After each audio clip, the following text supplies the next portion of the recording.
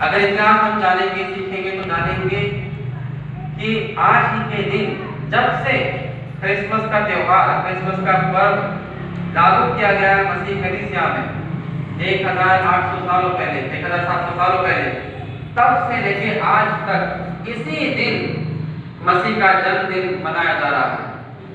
क्योंकि मसीह की कलीसिया हमेशा जिस कैलेंडर का इस्तेमाल करती थी उसको हम जूलियन कैलेंडर कहते हैं, क्योंकि वो जो रोमी सम्राट था जूलियस सीजर, उसके नाम पर वो कैलेंडर का नाम था। और यीशु मसीह के पैदा होने के पहले से वो कैलेंडर रोमी साम्राज्य में इस्तेमाल किया जाता था।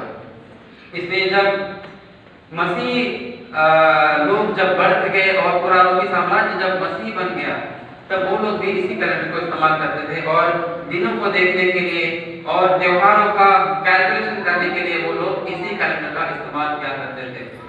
और इसीलिए इसी दिन, जिसको आज हम 7 जनवरी कह रहे हैं, इसी दिन तब से लेके आज तक क्रिसमस मनाया जा रहा है। अगर हम देखें कि आज जो हमारा कैलेंडर है उसके हिसाब से आज 25 दिसंबर है। 25 दिसंबर कब है? आज। जब लोगों ने 13 दिन पहले मनाया था तब हमारे कैलेंडर में वो 12 दिसंबर था और आज उनके कैलेंडर में आज 7 जनवरी है, हमारे कैलेंडर में आज 25 दिसंबर है ना। होता है बहुत बार हमारे यहाँ पे देखते हैं न्यू ईयर हम 1 जनवरी को मनाते हैं, लेकिन महाराष्ट्र में गुड़ी पड़वा को मार्च महीने में न्यू ईयर मनाते हैं ना। आगरा में भी मार्च के महीने में कहीं कभी न्यू ईयर मनाते हैं।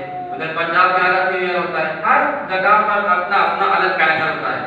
अगर आप इजराइल जाओगे तो इजराइल में जो भी कैलेंडर आपको दिखेगा, घर में हो या ऑफिस में हो, वहां हमेशा 2 तारीख लिखी होती है, एक जो आज की तारीख है वो और एक जो धार्मिक तारीख है वो, है ना। इसलिए अगर आप कैलेंडर देखोगे, मराठी कैलेंडर, काल निर्णय के जैसे कैलेंडर या फिर जो भी रीजनल कैलेंडर होता है, उसमें भी आपको वही दिखेगा आज की तारीख क्या है और उसके हिसाब से धार्मिक तारीख क्या है वो भी उसमें दिखा रहता है। और इसीलिए हम जिस कैलेंडर का 2000 सालों से इस्तेमाल करते आ रहे हैं उस जूलियन कैलेंडर के हिसाब से आज 25 दिसंबर है, जिसे आज हम मसीह का जन्मदिन मना रहे हैं। ये अलग कैसे हो गया? ये अलग हो गया 16वीं सदी से, जब ईस्वी सन 1582 में ना 1582 में जब एक पोप थे, पोप ग्रेगरी द 13 है ना, 13वें पोप ग्रेगरी, उन्होंने क्या किया था, रोमन कैथोलिक पोप थे, उन्होंने क्या किया था, कैलेंडर बदल दिया था। उन्होंने नया कैलेंडर बनाया था, इसलिए उस कैलेंडर को ग्रेगोरियन कैलेंडर कहते हैं। और आज हमारे घरों में जो होता है या ऑफिस में जो होता है जिसके हिसाब से आज 7 जनवरी है, उस कैलेंडर को ग्रेगोरियन कैलेंडर कहते हैं।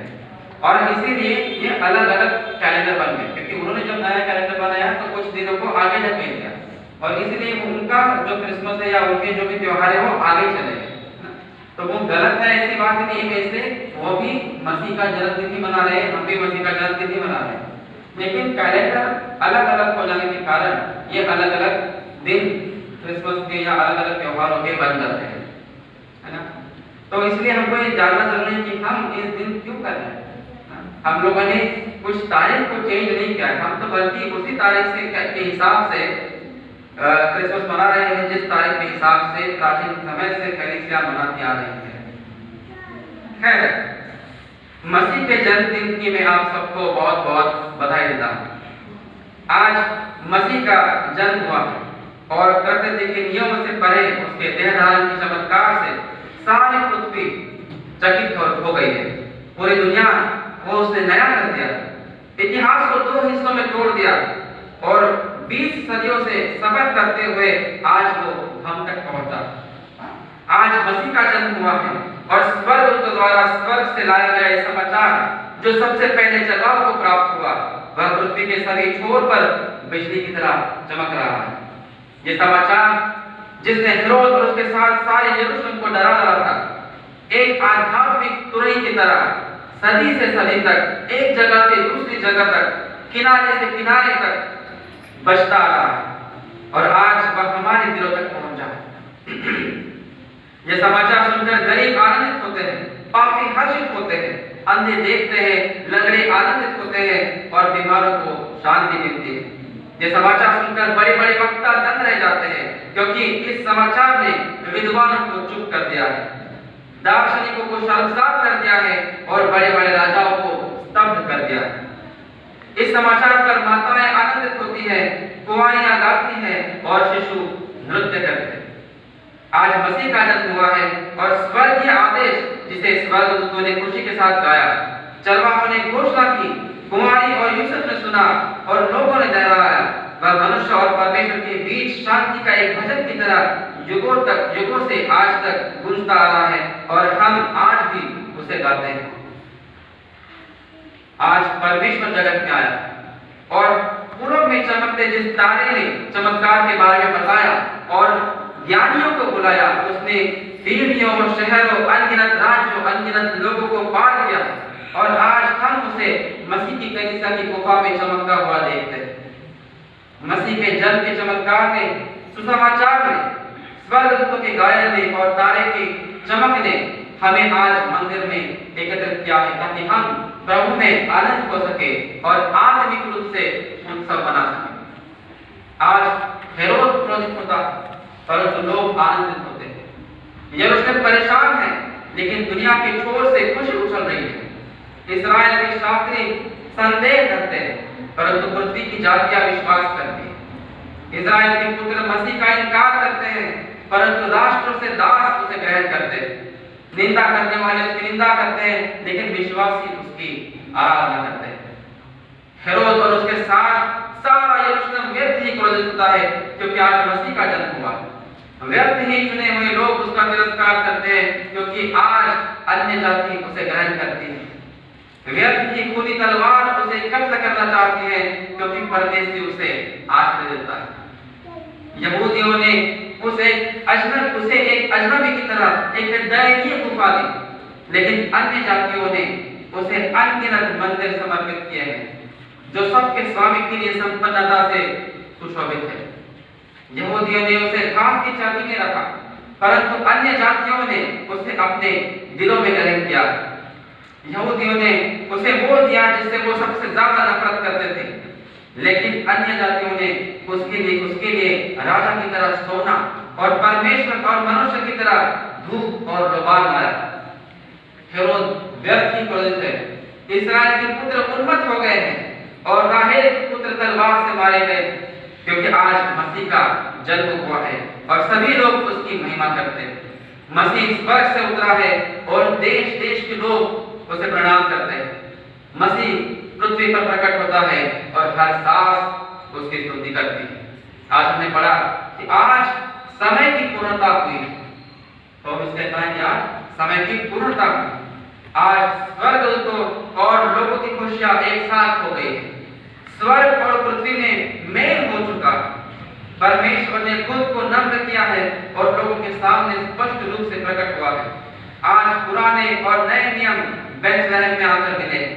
आज नबी अपनी भविष्यवाणियों को पूरा होते देख प्रसन्न होते हैं। आदम और हव्वा आज आनंद के साथ नए आदम की आराधना करते हैं। तो आइए विश्वास के तारे के मार्गदर्शन में हम बेथलेहम की गुफा तक चले ताकि वहां हो रहे चमत्कार को हम भी देख सकें। वहां हमें एक छोटी सी दीन सी गुफा मिलेगी। उसमें हमें एक निष्कलंक कुंवारी मिलेगी। उसके बगल में हमें धर्मी, आदरणीय पर बुजुर्ग यूसुफ दिखेगा। हमें घास के साथ चर्बी दिखेगी और सबसे बड़ा आश्चर्य जो उसमें है, कपड़ों में लिपटा हुआ दिव्य बालक हमें दिखेगा। हम वहां स्वर्गदूतों को गाते हुए सुनेंगे।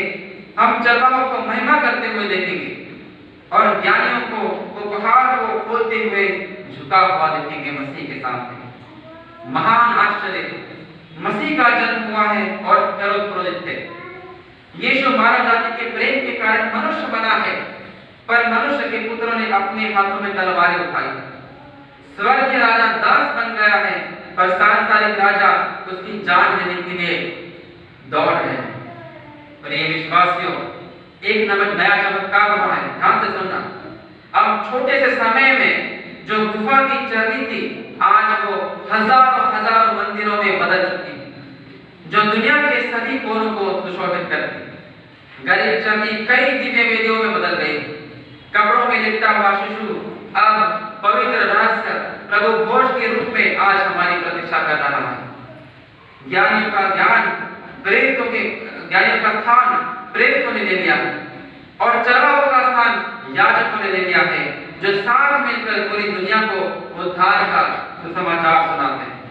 स्वर्ग में परमेश्वर की मेमने की लगातार महिमा करते हुए लाखों साधु संत और शहीदों ने पवित्र स्वर्गदूतों की सेनाओं में इजाफा कर दिया।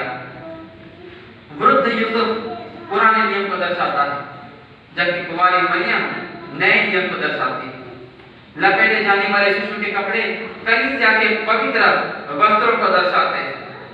सोना ईश्वरत्व की महिमा, धूप संतों की और विश्वासियों की प्रार्थना है, और लोबान सद्गुणों का श्रृंगार है। अंत में तारा मसीह के सुसमाचार को दर्शाता है, जो पूरी दुनिया में एक चमकती हुई मार्गदर्शक मशाल की तरह है।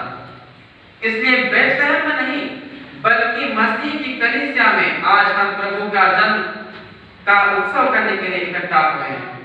यहाँ उद्धार की गुफा है, यहाँ दिव्य चरनी है, यहाँ अन्य जातियों से बने ज्ञानी है, यहाँ नए इस्राएल के चरवाहे हैं, यहाँ तारा है, प्रकाश है, यहाँ आत्मा के उपहार है, और सबसे महत्वपूर्ण यहाँ कलीसिया का वर, कलीसिया का दूल्हा बालक यीशु मसीह। मसीह को हम कैसे ग्रहण करें, इस सवाल के बारे में हमको सोचना बहुत ज्यादा जरूरी है। सबसे पहला सवाल मैं आपके सामने आज रखना चाहता हूँ। मसीह के पास तो हम आए हैं, लेकिन उसको हम कैसे ग्रहण करेंगे? प्राचीन यहूदियों की तरह शक करके या अन्य जाति ज्ञानियों की तरह विश्वास के साथ?